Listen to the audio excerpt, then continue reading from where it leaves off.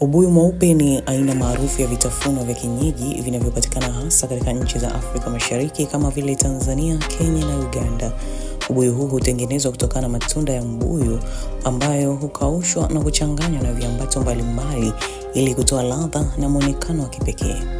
Tofauti na ubuyu wa kawaida wenye rangi nyekundu au pink, ubuyu mweupe huwa na rangi asili au nyeupe kutokana na matumizi ya sukari ya kawaida bila rangi ya chakula.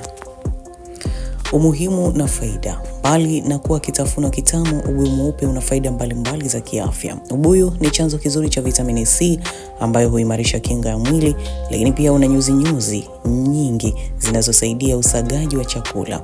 Una madini kama calcium, magnesium na potassium.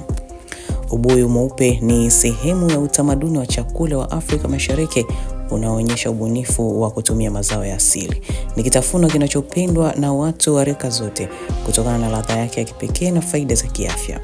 Kuendeleza utayarishaji wa ubuyu wa aina mbalimbali ikiwemo ubuyu mweupe ni njia mojawapo ya kuhifadhi na kuendeleza urithi wa vyakula vya asili. Mimi ni Jacqueline Martin.